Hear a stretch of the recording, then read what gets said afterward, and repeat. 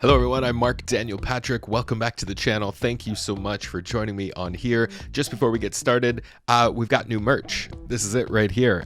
This is our cream colored crew neck with a nice little MDP logo there on the front. These are unbelievable, 100% organic Supima cotton. I hate hawking my own stuff. It feels so weird. But if you want to check them out, you can go to markdanielpatrick.com and get yourself one of those. We have 3 different colors to choose from right now. And I wanted to go for quality over anything, so something that I'm really happy to put my name on. So I teamed up with a company in the United States to make these all custom made. So you can check them out right now on markdanielpatrick.com and let me know what you think. You can also find me at my Patreon page. We have over 250 reaction videos there that do not and will never appear on YouTube.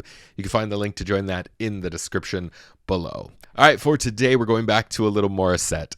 Once you start reacting to this girl, you can't ignore all the comments and all the suggestions everyone gives you. So I have to take some people up on one of those. And one of the most popular comment requests we got was this new single from Morissette, which I believe she released in 2001. It's called Love You Still. There is a sunset version, apparently, which I don't know what that means. But we're going to go and take a look and see what we think about it right now. Take another from the top, sir. What is it with the Filipino culture? What is it with everyone calling everyone sir? I get that a lot on my page. It seems like everyone who comments on my page calls me sir. I quite like it. It's got to be a Filipino thing, I believe.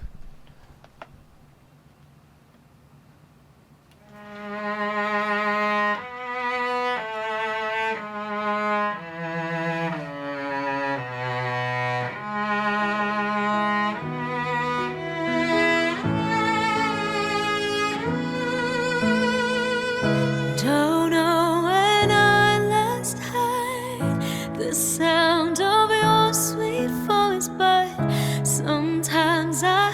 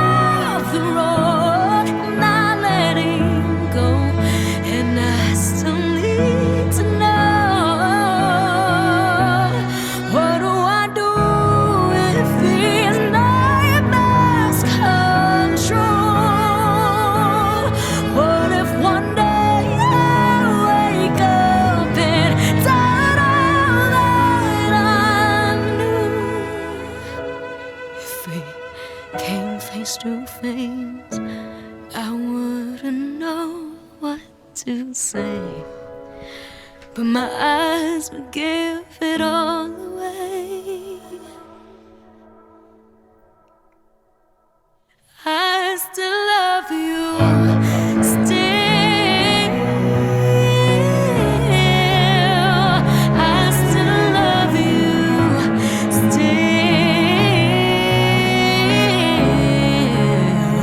I still love you. Still, I still love you. Still.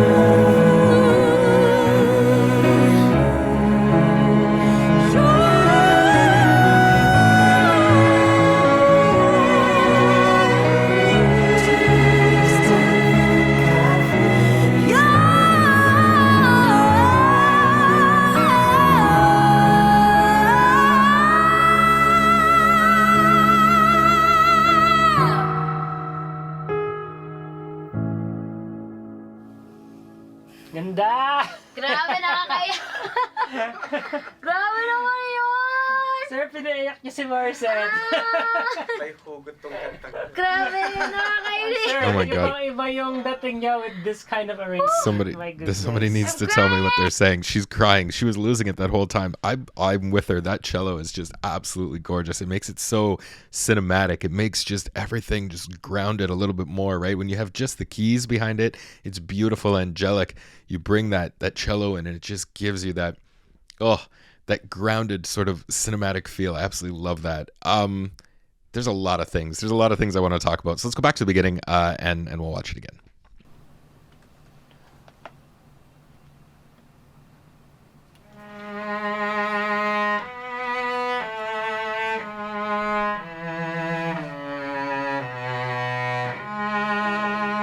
So good. I don't know if it's the black and white that they've decided. I love that slow crescendo piano coming behind too.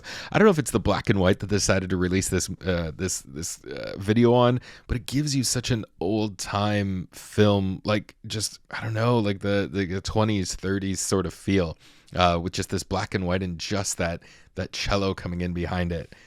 It's a really nice Don't touch. know when I last heard the sound of your sweet voice, but sometimes I hear it in my dreams. I love that. I love the way she gets off that note. She does it a couple times in this song. It's very reminiscent of Celine Dion. It's a very Celine Dion, It's All Coming Back to Me Now. You listen to Celine in that record and she gets off a lot of her phrases, especially at the beginning of the song, the same way. And that's the effect I get here from Morissette. And it's anything that makes me think of Celine Dion is spot on. I'm here for it. Your vision haunting me, this feeling so uneasy, caught somewhere in the in-between. What do I do with these memories here? She's loving How the do cello. I keep them Sing, come on, from sing. changing color? Everything's constantly fading, still hoping and waiting that someday I hear you go. I love these behind the scenes videos that you get to see really just how they created the song and what they're feeling while they're listening to the song themselves. I love that from her. Especially Morissette. A lot of people talked about it in previous videos of her. Like, she is so unapologetically herself. She's so not afraid to show you these live streams that she's recording and takes requests from different viewers and allows herself to screw up on camera and on when she's singing and just laughs it off and restarts. There's so many moments in here that I see her really feeling these true emotions and is okay to show that. She's just so unapologetically vulnerable, and it's so beautiful to see that in an artist that is not afraid to fall on their face in front of you and then rise up. This feels like a Phoenix reference coming right now, but then rise up and just blow you away with their immense talent. I love that from her. Nobody Nobody's right, nobody's wrong. Fine, squeak. We both lose the fight, both feel we've won. Although you may feel we've reached the end of the road, I'm not letting go, and I want you to know I still love you, still. I'll be honest, I'm not crazy about the chorus. First of all, the lyrics. Why is it not I love you still? That's the title of the song, right? That's not a typo here. The title of the song is Love You Still. So why aren't the lyrics love you still? I don't understand. That would be beautiful. And to me, it fits with the music so much better than I still love you. I love you still. It's an entirely different meaning. That's what I love the title of the song. I love you still, not I still love you. It's an entirely different thing. So I really wish she would have kept that for the chorus.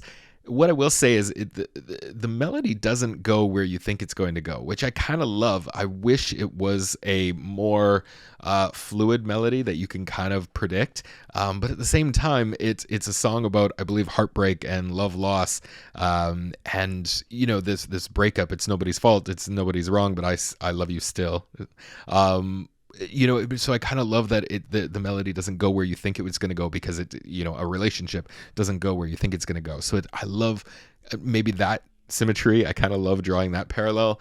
But the chorus, I don't know. It's just, I really wish she would have written something for herself to show off a little bit more. I don't know. I still love you, still. That's I still love you, still. I still love you.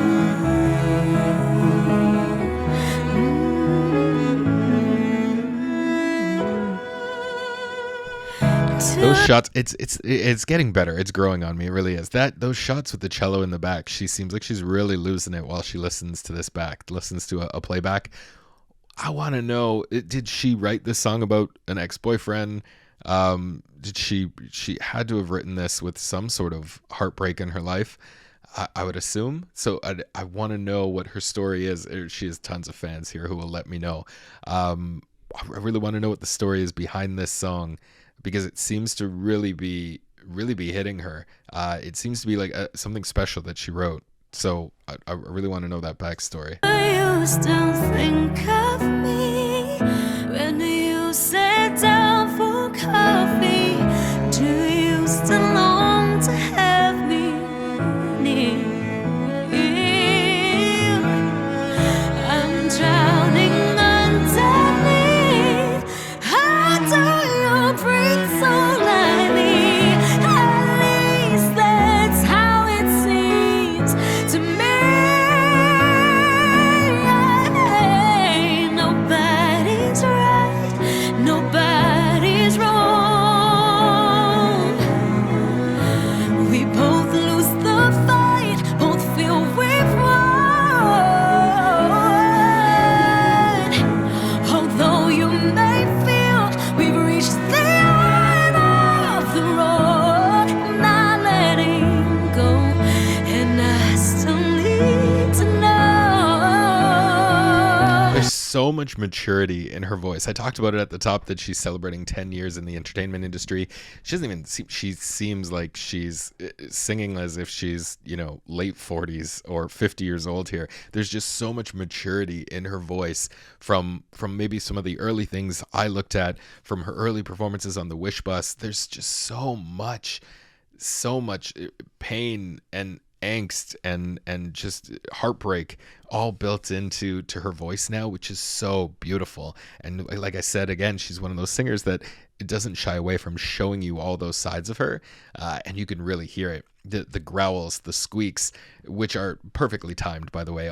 I would, someone who's got that iconic squeak in their voice, if they were throwing it in willy-nilly all over the place, it would annoy the hell out of you. But she, for some reason, uses it so well, and it just adds so much to the dynamic of the song or what she's singing. But yeah, there's just this maturity is is incredible. That's why I loved reacting to this and love that it's one of her newer singles, because you can really feel the progression of where she started and now where she is. It's What do I it's do incredible. if these nightmares come true? What if one day I wake up and turn all that I knew? If we came face to face, I wouldn't know what to say. That's so My good. eyes would give it all away. First of all, I love that line. If we came face to face, I wouldn't know what to say, but my eyes would give it away. Love that. Secondly, I love that she takes it. She's almost speaking here. It breaks, the music starts to slowly fade behind her, and she's just honestly just almost speaking this instead of singing it. I still love you. Still. Pickup is gorgeous. It's so good. I love that. To come in without any backing behind her, it's such a smart arrangement there. But coming out of the darkness into that next chorus should have been "I love you still." I'm gonna hammer that down. I still love you. Still. I still love you. Still. Love that. I still love See that moment right there. I don't know if that's just a vocal thing that she couldn't get the note. I'm really thinking it's actually an emotional thing, because you could see her kind of shaking out her emotions there. This song really means something to her. And I love that you can see that.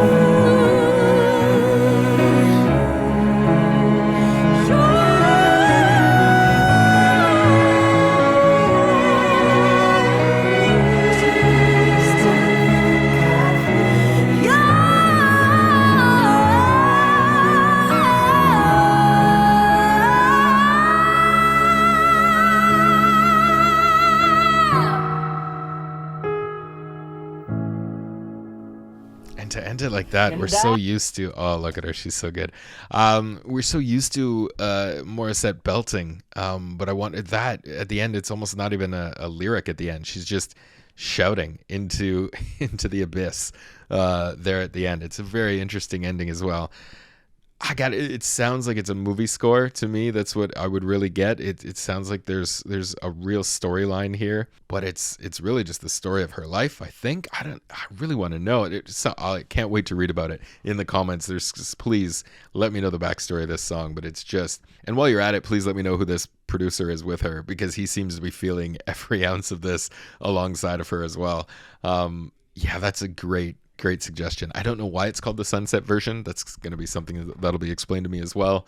But God, as a brand new song, this is just, I could see why so many of her fans are absolutely in love with this one, as they should be. It's a really, really smart number. It's like I said, the melody doesn't really go where you think it's going to go, and that's kind of refreshing in a way. It's kind of beautiful to hear that. And I hear so much maturity, so much Celine in this song.